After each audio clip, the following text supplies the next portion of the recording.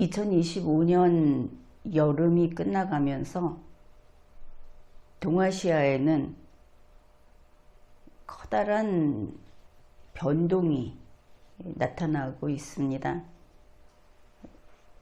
이것을 유라시아의 신제국이 부상하고 있다. 이렇게 세계 매체들은 보도하고 있습니다.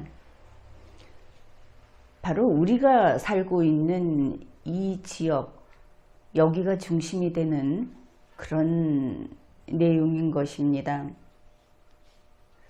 그러면은 유라시아에서 2025년 새롭게 떠오르고 있는 그 제국은 무엇인가? 그 제국은 어떤 제국인가?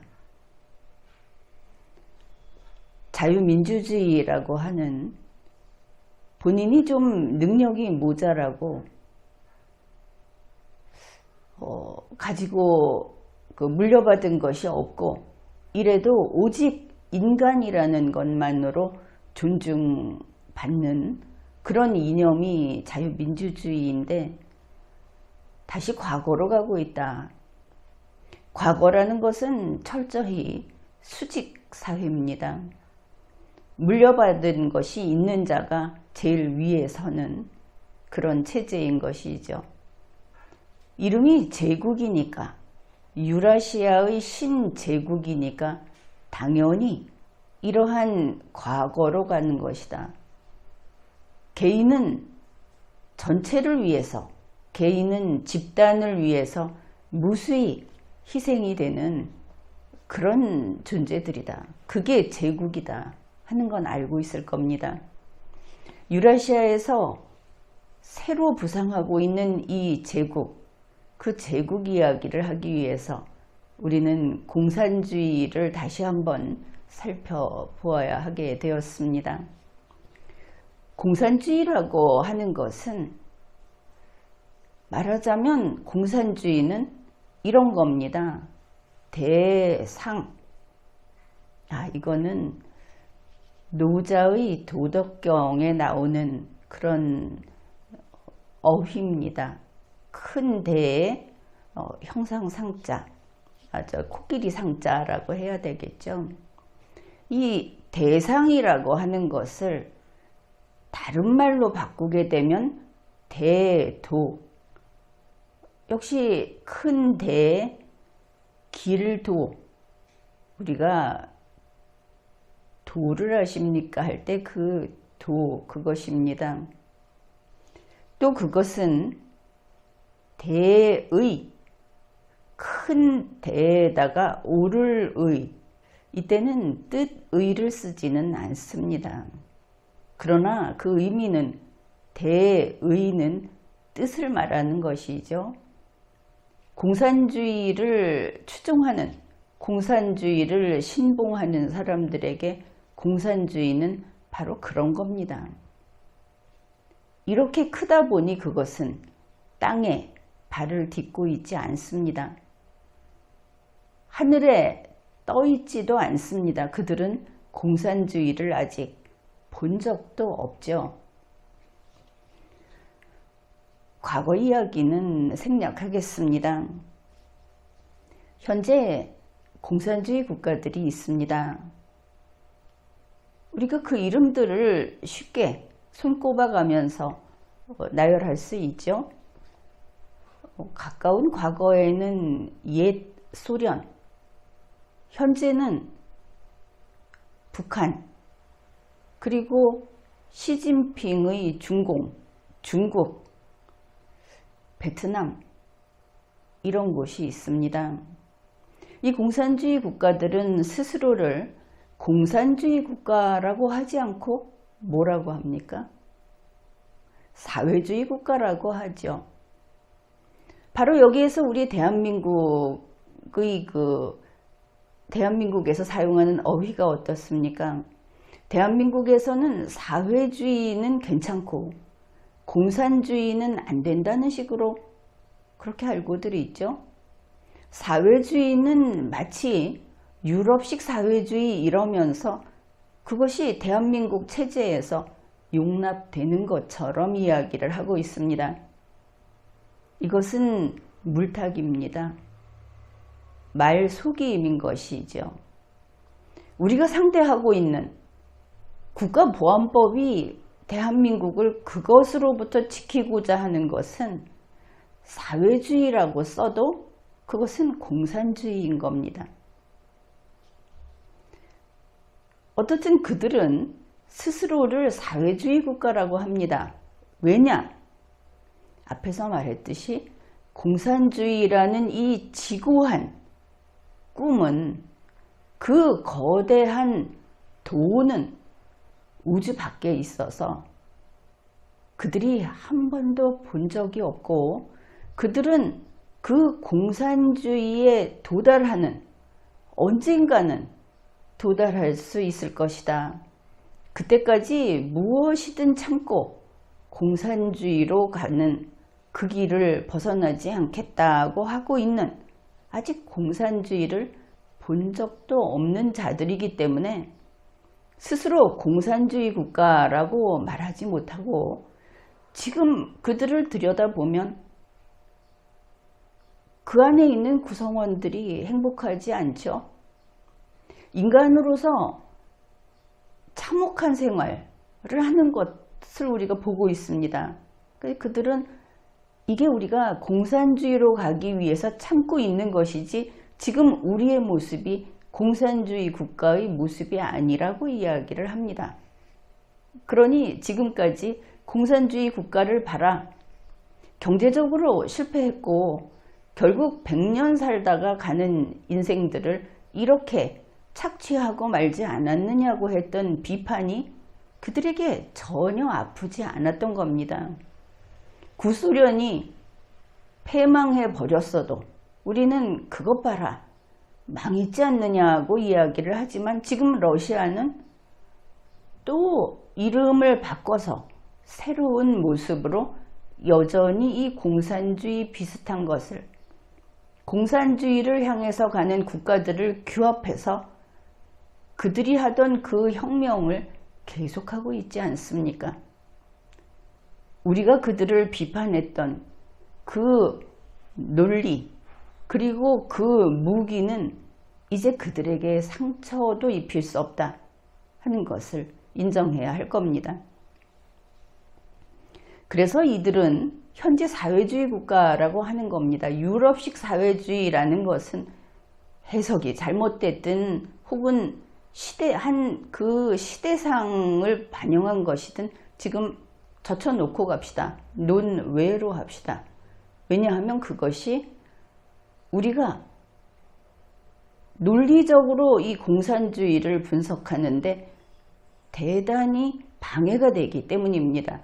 그 목적으로 한국에서 쓰고 있는 표현이기도 하고 이 꿈, 그들의 꿈, 아득히 본 적도 없지만 그곳에 가면 좋을 것이다 라고 하는 그들의 꿈이 공산주의라는 것인데 거기에 도달하기 위해서 사회주의 국가는 전체 구성원에게 집단적 혁명 정신, 인간 개조 이것을 요구합니다. 우리가 북한에 대해서는 김정은 집단에 대한 김정은을 비롯한 그들에게 충성을 요구한다 이렇게 말을 하는데 그게 이해하기는 쉽죠. 그런데 지금 그 표현을 쓰지 않는 것은 그들은 동양인이 아닙니다. 공산주의를 추구하는 자들이지 동양인도 황인종도 아니라는 것을 오늘 분명히 알아야 할 겁니다. 그들에게 충성이라는 낱말은 타파해야 될 동양식 그런 예스러운 낱말이라는 것이죠.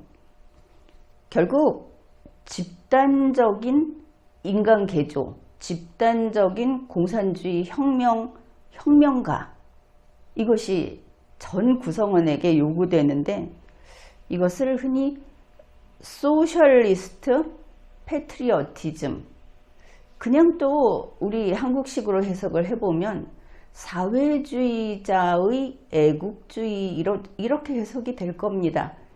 그런 말들은 쉽게 찾아볼 수 있을 텐데 방금 설명한 것과 같은 명확한 뜻을 알고 있어야 하겠습니다. 이 공산주의자라는 그 꿈, 공산주의라고 하는 그 대의, 이것을 좇는, 그것을 쫓아가고 있는 공산주의자인 인민은 어떻게 되는가? 낡은 사상을 뿌리 뽑아서 개조된 인간이 되어야 합니다. 아마 평양집단 과거의 간첩사건, 또 그들과 관계된 문서들을 보면 인간 개조라는 그런 표현을 찾을 수 있을 겁니다. 그러면 우선 중국이나 북한이나 베트남이나 이런 데서 뭐 더 많이 있습니다만 여기에서 낡은 사상은 무엇을 가리키는가? 우리가 볼 때 이들은 분명히 동아시아에 있고 황인종이고 동양에 있고 이렇게 생각을 하지요. 첫째, 분명한 것은 이렇습니다. 동양의 사상으로 알려진 모든 것은 그들에게 낡은 사상입니다. 인간의 머릿속에서, 인간의 감정에서까지 뿌리 뽑아야 될 것들, 그게 바로 유교, 불교, 우리가 도교라고 하는 그런 것들, 동양의 사상, 동양의 철학이라고 할 수 있는 그 모든 것은 인간 개조를 위해서 완전히 그 물을 빼야 한다. 이것이 그들의 교리인 겁니다.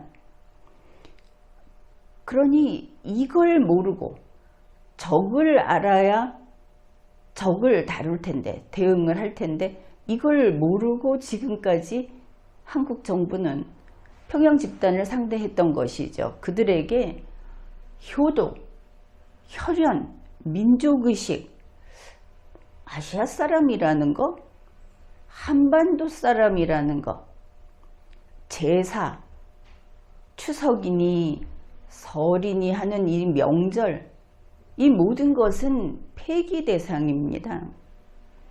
그런데 우리 한국의 정부는 이산가족 상봉을 위해서 그거 너희도 원하지 않느냐?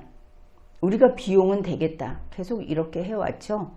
그것은 공산주의자들에게, 공산주의 국가에게, 사회주의 국가에게 낡은 사상입니다. 그런 게 들어있는 자들은 개조의 대상이고 아직 물이 덜 빠진, 그래서 그들의 꿈에 다가가는데 방해가 되는 자들이다, 이렇게 되겠습니다.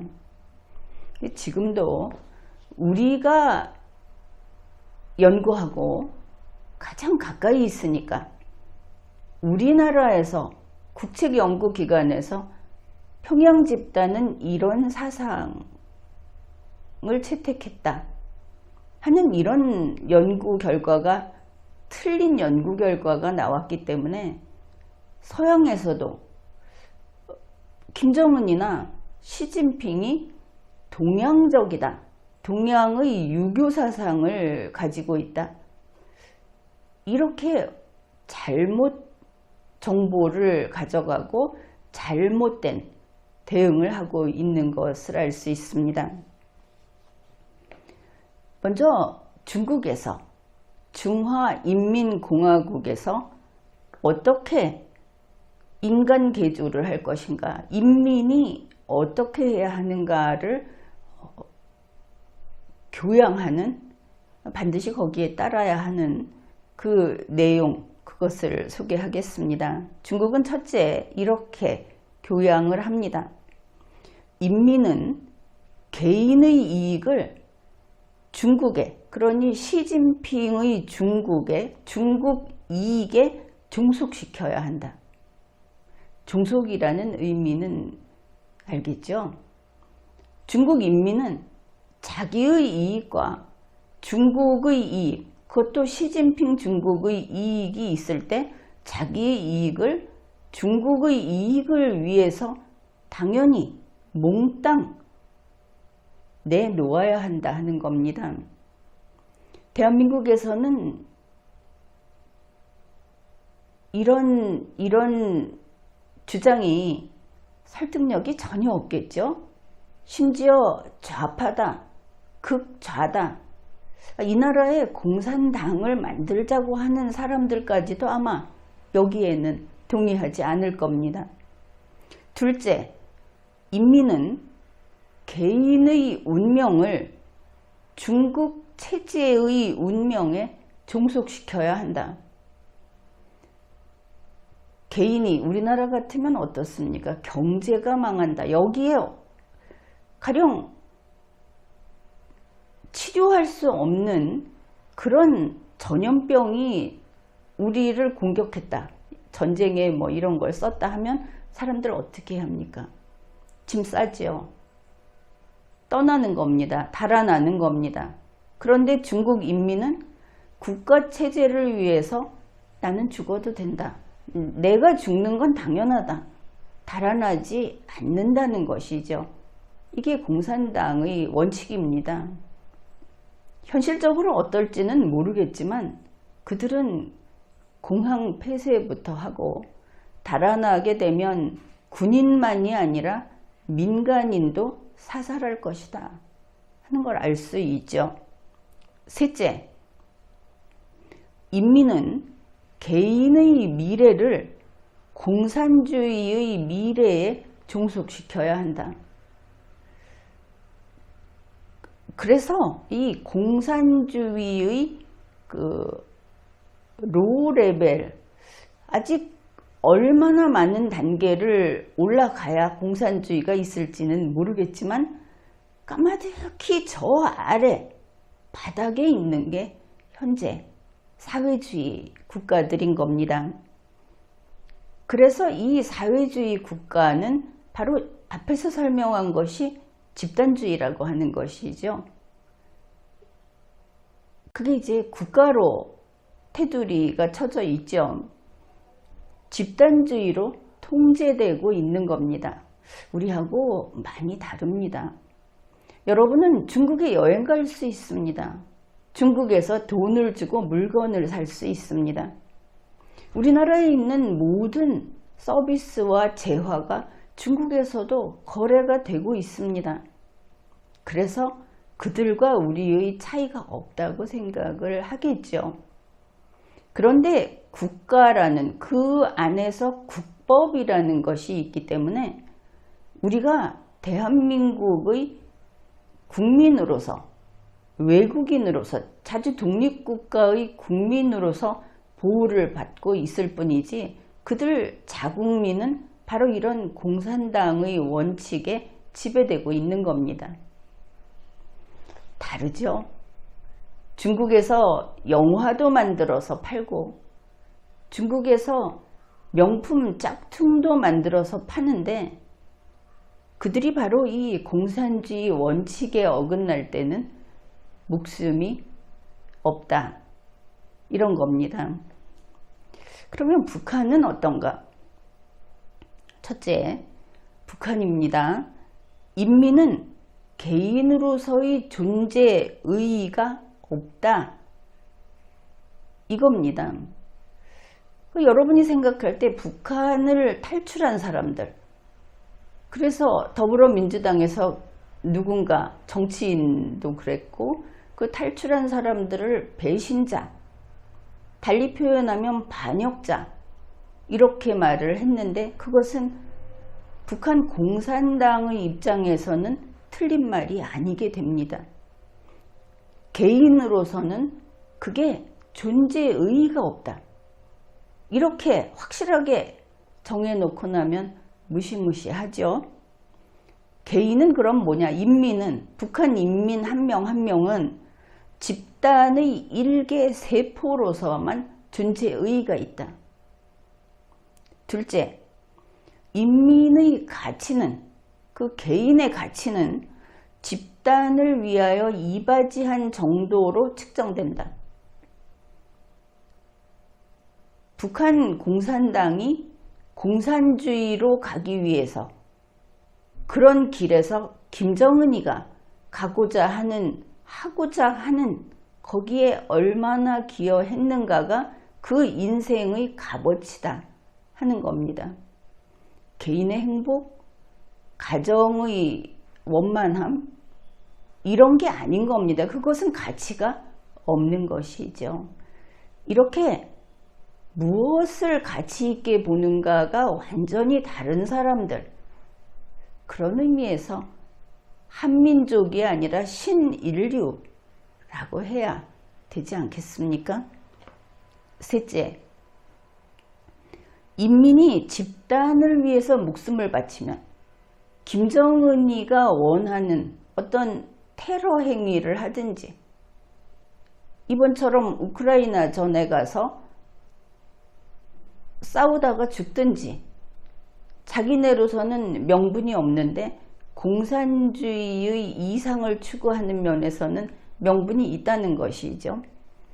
이렇게 목숨을 바치면 그 개인은 죽은 게 아니라 그때부터 영생하는 것이라고 합니다. 육체적인 생명은 사라졌으나 사회 정치적인 생명 속에서 영원히 살아있는 것이다 라고 하고 있습니다. 북한이라는 김정은 집단이 가고자 하는 저 우주 밖에 있는 공산주의 세상, 그곳으로 가는데 이 인민이 죽음으로써 공산주의 세상으로 가는 그게 망하지 않고 무너지지 않고 갈 수 있다는 것이 바로 북한 인민의 영생이다. 아마 여기까지만 해도 대단히 복잡할 겁니다. 그래서 대한민국으로 어떤 사정으로 온 사람들도 평양 집단은 우리가 손짓하면 그들은 우리 손끝에서 움직이게 돼 있다고 장담하고 있다고 하지 않습니까? 자, 이제 공산주의라는 것을 이만큼 봤습니다. 이제 오늘의 세계로 돌아와 봅시다.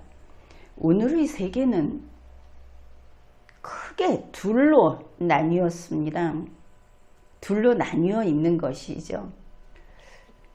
첫째, 전 세계가 둘로 나뉘어 있는데 이렇게 반반 나뉘어 있는 게 아니고 삼각형, 피라미드형으로 이렇게 봤을 때 상층부가 있습니다.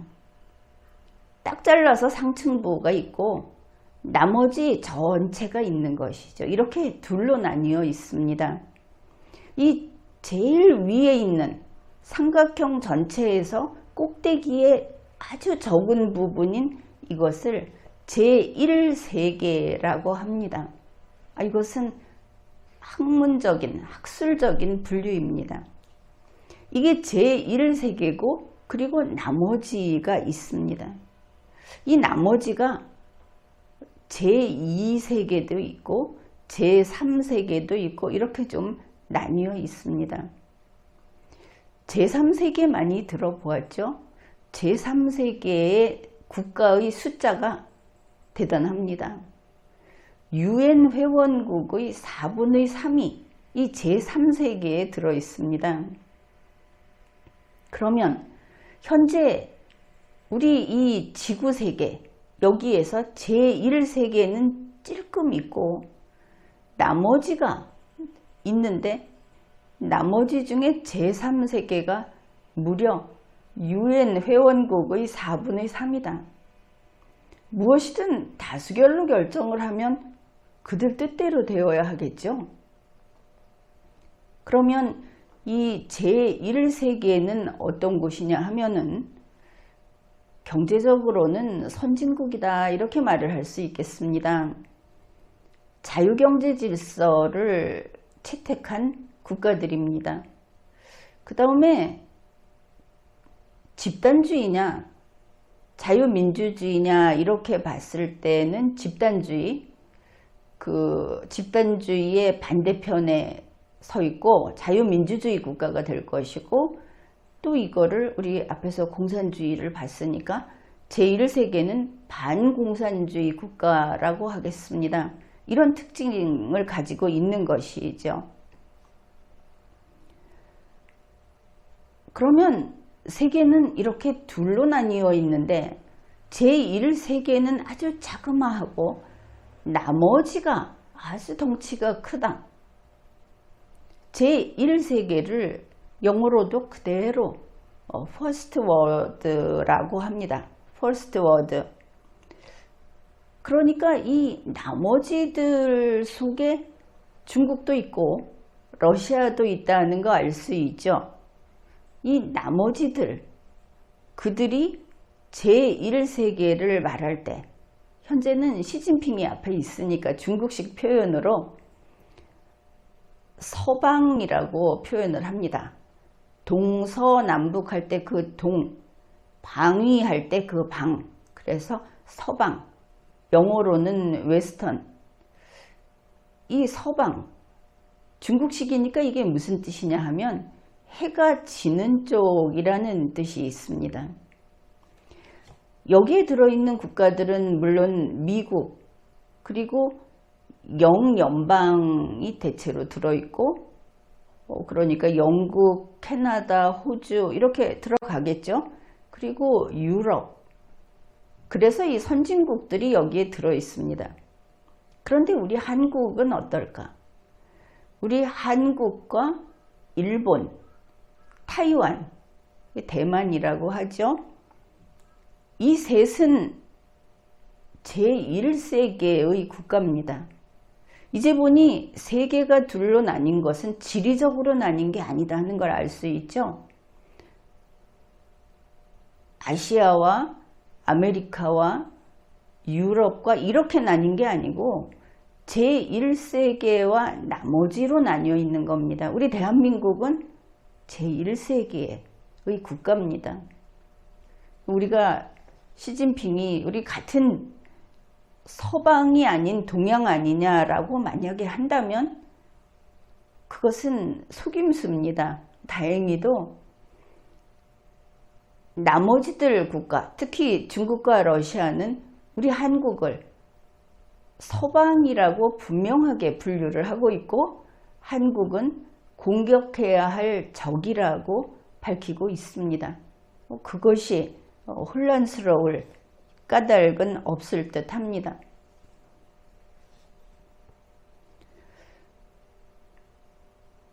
대략 한 90년은 아니고 한 얼마 안 됐구나. 2000년대 초반 그쯤부터 이 나머지들이 수를 쓰기 시작했습니다.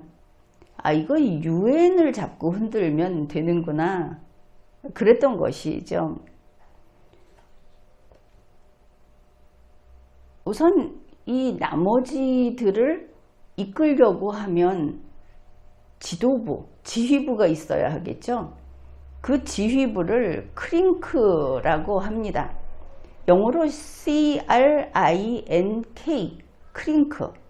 이게 무슨 약자냐 하면 C가 중국, R이 러시아, I가 이란, NK가 북한, 이렇습니다.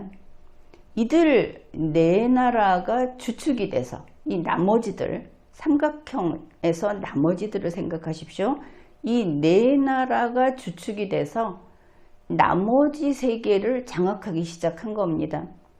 크링크가 앞에 나온 것은 2020년 무렵에 명백하게 나오기 시작했고, 조금 전에 1990년 얘기한 거는 이 나머지 세계들이 힘을 갖고자 시도하기 시작한 것은 대략 그쯤입니다.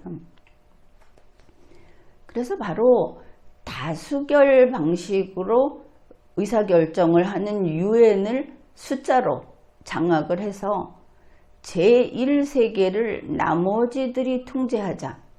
그러면 제1세계가 세계 평화를 위해서 유엔에 내놓는 그 재원을 자기들 뜻대로 세계 평화를 깨고 패거나 하는데 쓰겠다는 욕심인 것이죠.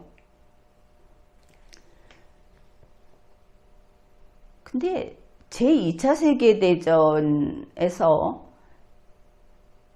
승리를 거두고 지금의 그 서방이라고 하는 쪽이 주가 되겠죠. 근데 그것을 중국과 러시아는 자기들의 승리다 이렇게 이야기를 하는데, 그때 전쟁의 양상 그 결과를 보게 되면 이들이 참 뻔뻔스럽게 숟가락을 올리고 있다 하는 걸 알 수 있습니다.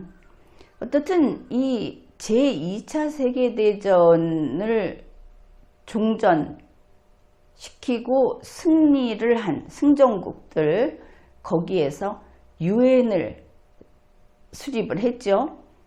그러면서 대한민국을 건국했습니다. 대한민국 건국에 유엔의 힘은 막강했습니다.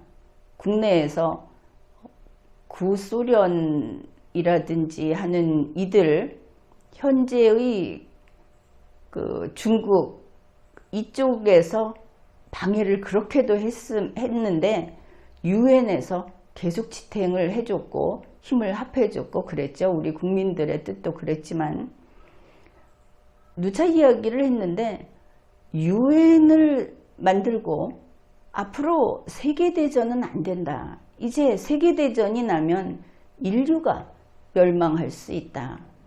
그래서 반드시 전쟁은 막자고 했던 것이고, 그 상징으로, 그 심볼로 자유 대한민국 수립을 하게 된 겁니다. 이걸 가지고 그 독립기념관장하고 싸움을 벌이고 있는데 역사적 사실을 뒤집으면 안 되겠죠. 자존심이 없느냐 이런 문제가 아니고 역사적 사실은 사실의 문제입니다. 유엔 회의록에 거기에서 우리가 다 읽을 수 있고 확인할 수 있는 내용이 아니겠습니까? 세계대전은 이제 허용하지 않는다는 상징이 대한민국이다. 그러면서 그때 이후로 세계의 평화 질서가 유지되어 왔습니다. 지금까지 세계대전은 없었죠. 그래서 이것을 평화 질서를 전후 질서라고 하는 겁니다. 제2차 세계대전 이후가 되겠죠. 전후라는 것은. 이러한 평화 질서를 깨뜨리려는 도발, 이것이 가장 먼저 언제 있었습니까? 1950년 6.25 남침, 여기에 북계와 러시아와 그 당시는 구소련하고 중국 공산당의 중국, 이들 다 참가했죠. 6.25 남침으로 이 대한민국을 점령하려고 시도했던 겁니다. 전후 질서, 세계 평화 질서를 깨뜨리려고. 그리고 대한민국의 공산주의 세력을 집요하게 심어온 겁니다. 우리가 이제 80년을 바라보는 헌정사에서 세계의 이 패권, 지금 나머지 세계를 쥐고 흔들려는 저들이 결국은 그 일파가 심어놓은 공산주의 세력과 싸우느라고 우리는 우리의 능력을 대단히 소모하고 지금까지 거의 내분처럼 보이는 이런 부담을 안고 80년 세월을 살아온 겁니다. 그 다음으로 평화 질서를 깨려고 한 것이 무엇이냐 하면 유엔 상임이사국 중국과 러시아가 거부권 행사를 하는 것이죠. 이 러시아는 구소련의 후에다 그 땅에서 결국은 아니라고 하지만 지금 푸틴을 보면 결국 구소련을 물려받은 다음 버전이다 이렇게 볼 수밖에 없겠습니다. 그리고 2025년 지금에 와서 바로 이 삼각형 제1세계를 빼버린 나머지들이 UN 장악을 하겠다고 나선 겁니다. 그것은 2025년 8월 31일 시진핑이 SCO 약자로 쓰는 상하이 협력기구 정상회의에서 밝힌 내용이기도 합니다. 거기에서 시진핑은 바로 이 제1세계를 즉 서방을 빼버린 제1세계를 빼버린 나머지들의 세계정부 전략을 발표했습니다. 그것을 영어로는 글로벌 거버넌스 이니셔티브라고 하고 이것이 발표되자마자 김정은이가 9월 3일 베이징으로 갔죠. 9월 2일에 바로 이 김정은의 평양 집단이 전폭적으로 지지한다고 선언을 했습니다. 시진핑은 9월 3일 전승절 열병식에서 각종 신무기를 나열해 놓고 세계 인류 군대라는 것을 과시했습니다. 예를 들어서 이런 것이 있습니다. 동풍이라는 이름을 가진 전략 핵 미사일이 있습니다. 이 전승절 열병식 사회자가 이것을 어떻게 설명했느냐. 동풍 전략핵 미사일 그 이름의 의미는 막강한 동풍이 천자가 다스리는 세상을 뒤흔든다는 뜻이다.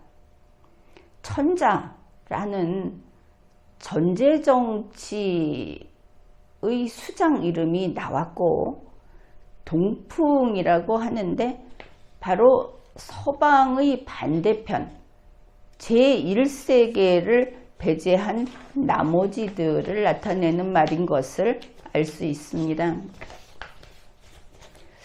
제1세계의 여집합, 이것이 시진핑이 말한 동방이다. 이 나머지들의 세계다. 여집합은 수학에서 컴플리멘트 셋이라고 해서 어떤 집합이 있을 때 일부분을 떼어내면서 나머지를 정의하는 그런 방식입니다. 이 나머지들도 그 피라밋에서 제1세계를 떼어낸 나머지들도 역시 수직적인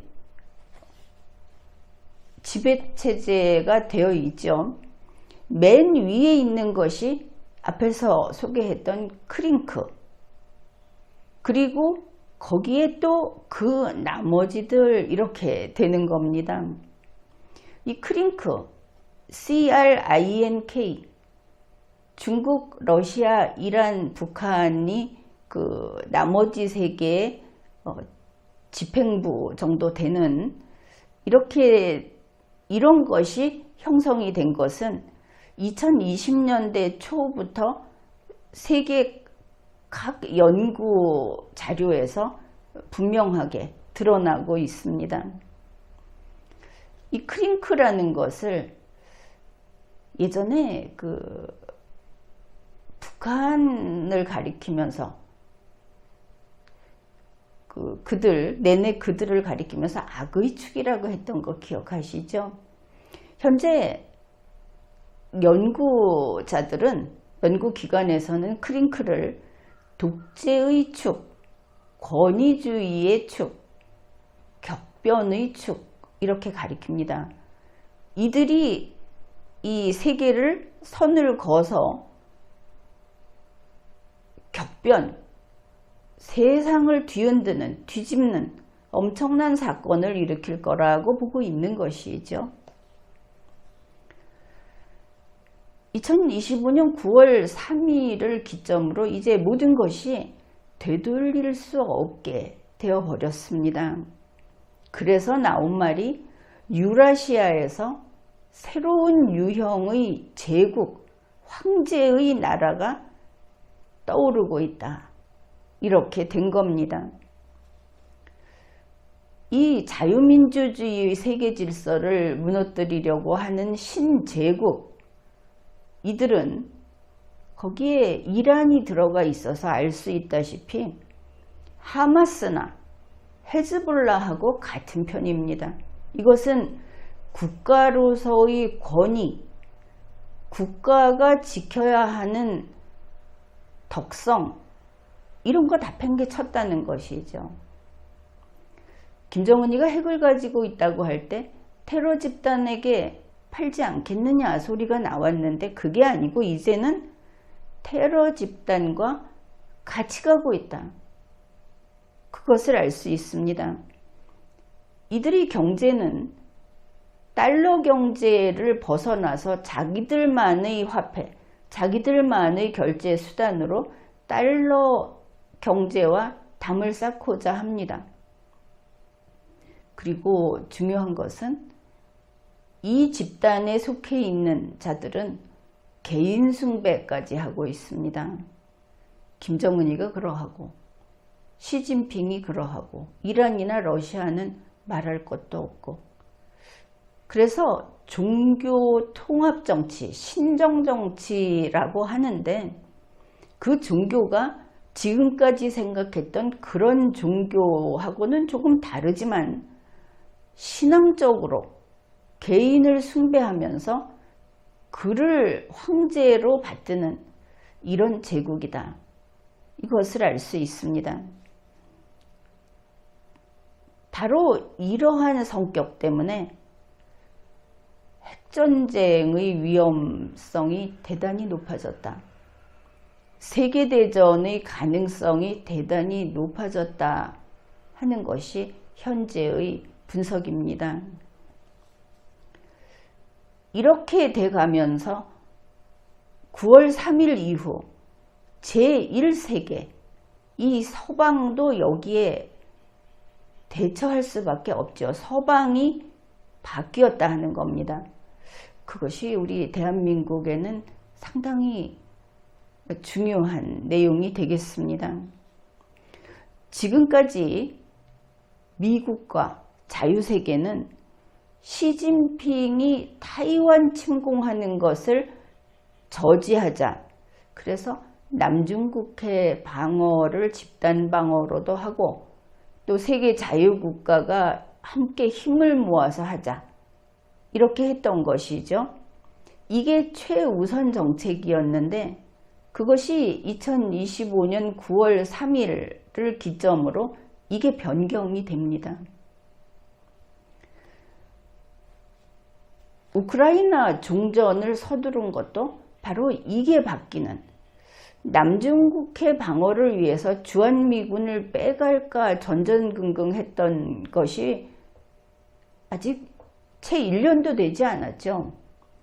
그런데 지금 그것마저 방향이 바뀌었다는 겁니다. 우크라이나 종전을 단지 러시아가 원하는 것만 좀 채워줘서 가능하다면, 우크라이나가 좀 손해를 보고 할 수 있다면 하자고 했던 것이 미국의 입장이었죠. 자유세계, 나토의 입장도 그랬습니다. 이것을 두고 작은 나라는 그러면 이렇게 당해야 하느냐? 우크라이나는 작지 않죠? 약한 나라는 그럼 미국이 말 한마디 하는 데 따라서 이렇게 돼야 하느냐? 국내에서 의견이 비등했었습니다. 그런 문제가 아니라는 겁니다. 러시아는 우크라이나를 밟을 힘이 있습니다. 지금 러시아가 우크라이나를 밀고 나와서 서방 세계까지 들어갈 힘이 있습니다. 이게 문제인 겁니다. 우크라이나 종전을 대가를 다 지불하고라도 하려는 이유, 그거는 러시아가 우크라이나를 밟고 그것을 넘어서도록 두면 안 된다는 절박함에서 나온 겁니다. 다시 말해서 중국이 남중국해를 넘보고 타이완을 차지하는 그 문제는 이제 당신들이 해결해라고 할 수밖에 없게 된 겁니다. 왜냐하면은 러시아가 유럽을 공격하는 것을 방어하는 것이 최우선이 돼버렸기 때문이다. 러시아가 유럽을 넘어서는 걸 방어한다는 게 달리 표현하면 무엇이냐? 같은 백인의 문제니까? 유럽이 더 우선순위니까? 그게 아니고 러시아가 유럽에 들어서면 제3차 대전이 나기 때문입니다. 벌써 유럽에서는 러시아가 침공한다면 우리는 싸운다고 밝혔습니다. 물러서든지 러시아의 연방으로 들어가든지 할 수 없는 것이니까. 결국은 러시아가 우크라이나를 넘어서겠다고 하는 것은 제1세계를 없애버리겠다고 나선 것이다. 그렇게 보면 되겠죠. 이제 대한민국은 미군 너희가 대만 방어를 위해서 주한미군 빼가는 거 안 돼가 아니고 우리 그 도련선이라는 거 알고 있죠? 제1도련선에서 물러나서 제2도련선에서 물러나서 한국은 가장 먼저 배제됐다고 이야기를 했는데 지금은 이쪽에 다 물러나면 한국, 일본, 대만까지 넘어가게 되겠죠. 우리가 우리를 스스로 지키지 않으면. 그런데 이쪽에서 부딪힌다고 해서 3차 대전이 나지 않습니다. 왜? 미군이 빠지면 3차 대전이 되지 않으니까. 그래서 지금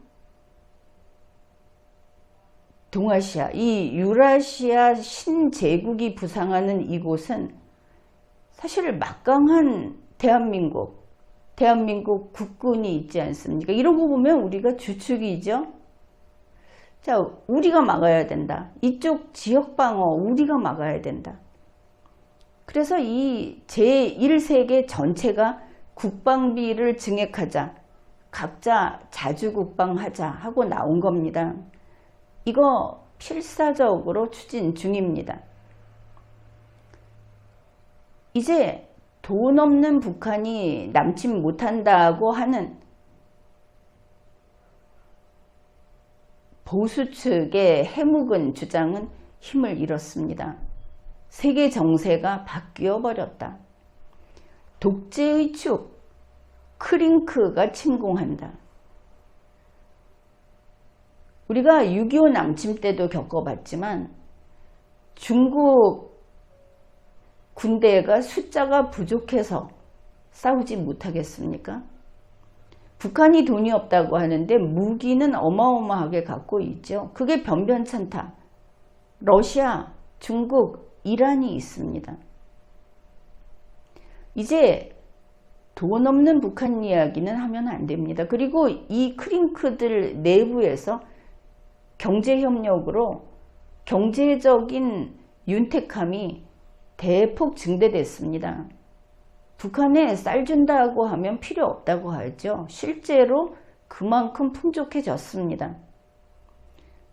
북한은 공산혁명을 하는 혁명자들만 인간이니까 그것도 생각해 두십시오. 제1세계가 얼마나 필사적이냐. 예를 들어서 영국이 이렇게 밝히고 있습니다. 지금 당장 전쟁이 나는 것이 제일 우려되는 것이고 최소한 3년만 있으면 그 안에 우리는 이들을 막아낼 준비를 할 수 있다. 그래서 3년 안에 영국군의 살상력을 200% 증강시킨다. 이런 목표를 세웠습니다. 국방비 5%, GDP 5% 증액 같은 걸 가지고 왜 참견이냐? 트럼프의 전쟁 광기다 이런 소리들을 하는 것은 그자들이 바로 이 나머지들 세계의 프락치가 아니냐, 이렇게 생각을 해봐야 할 겁니다. 시진핑과 이 나머지들의 세계, 여기에서 시진핑이 세계 정부를 선포했는데 그 내용을 보면 시진핑이 스스로 나머지들 세계에서 자기가 황제라고 선포한 것을 발견할 수 있습니다. 이것은 찾아내는 겁니다. 왜냐하면 크링크가 위에 있는데 시진핑이 내가 거기에서도 제1이다 라고 한 부분이기 때문에 이렇게 말을 하는 겁니다. 시진핑은 이렇게 말을 했습니다. 자기들의 세계정부, 그러니 나머지들의 지도부를 가리키죠. 이 세계정부는 유엔을 수호하겠다. 그 말은 유엔을 자기네들이 장악하겠다는 뜻입니다. 유엔의 역할을 효과적으로 하도록 해야 하겠다. 숫자가 많으니까.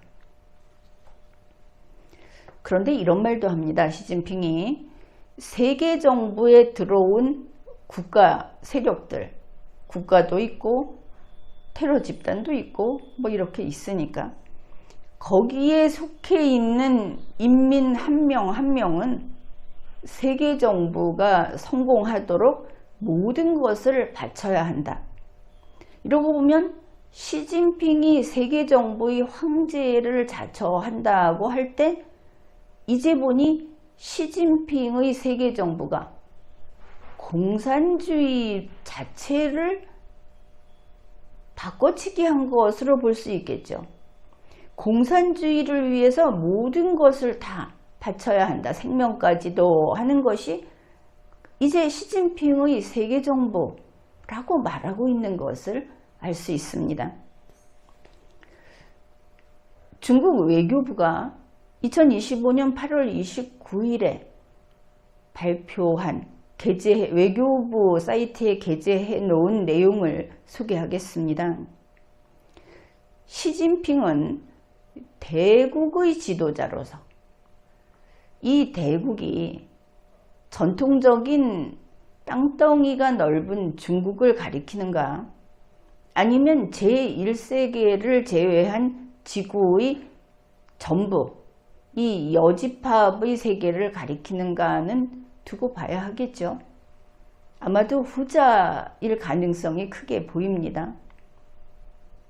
시진핑은 대국의 지도자로서 인류 사회 전반의 흐름과 발전을 정확하게 파악하고 있다.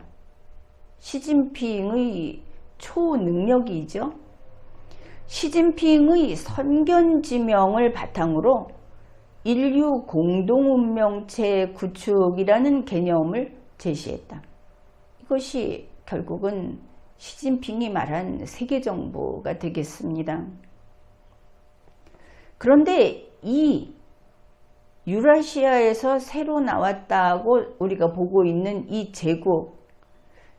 제국의 이념이 뭔가, 이 제국은 무엇을 하려는 것인가, 그것도 알려줍니다. 1949년 10월 1일 중화인민공화국이 건국된 이후에 확립된 외교 철학, 전략적 사고, 전통을 계승한다. 우리가 지금 알고 있는 중국이 이 세계정부의 최고봉이다. 그것을 알 수 있죠.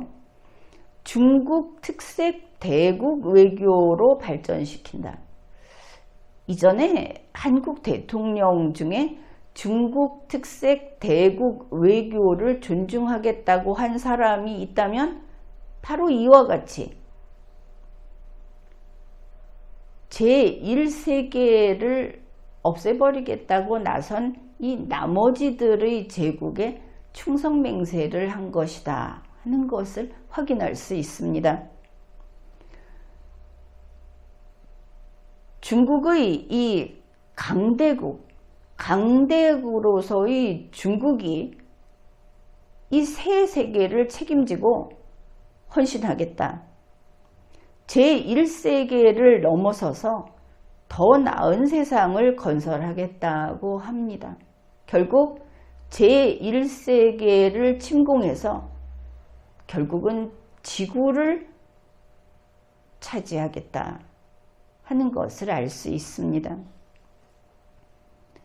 앞에서 공산주의가 대상, 그냥 글자 하나만 보면 큰 코끼리 이렇게도 보이는 그런 것으로 그 뜻을 풀이할 수 있다고 했는데, 그것은 갑작스럽게 그 이야기를 한 것이 아닙니다.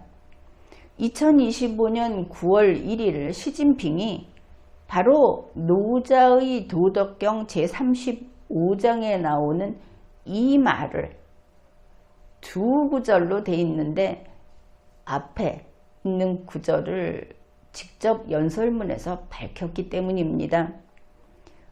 집 대상 천하 왕이라는 구절을 소개했던 것이죠. 대상을 움켜쥐면 천하 만물이 몰려든다 하는 뜻입니다. 대상은 대도, 대의 이렇게도 볼 수 있는데, 종래에는 그것이 공산주의였다고 본다면 지금은 시진핑이 몸소 황제를 표방한 상황에서는 시진핑과 시진핑의 중국으로 볼 수 있겠죠. 자, 그 뜻이 왜 나오느냐? 대상이라는 이 글자가 뭐냐 하면은 천하 만물, 그거는 대상으로부터 생겨났다. 이 대상은 천하 만물의 어머니다, 이런 뜻이 있습니다. 대상은 천하 만물의 근원이고, 이 대상은 대국인 시진핑의 중국이다. 앞에 있는 내용들을 찾아보면 이렇게 요약이 되죠. 그러면 뭡니까?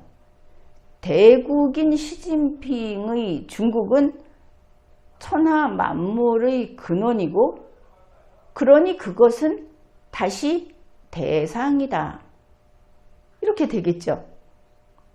바로 그런 겁니다. 이 뜻을 다시 풀이해보면 시진핑이 제1세계를 제외한 나머지 이것들의 세계 정부를 장악을 하니까 천하가 세계 정부로, 결국 시진핑의 중국으로 몰려든다.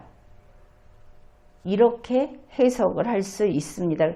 그런데 섬찟한 것은 노자 도덕경의 이 구절은 뒷구절이 있습니다. 짝을 이루고 있는 것이죠.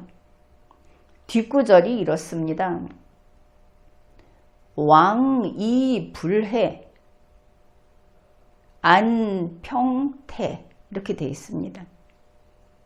결론만 이야기를 하면 시진핑 아래에 들어오면 해치지 않을 것이고 크게 평안할 것이다. 그러니 들어오지 않으면 해치겠다.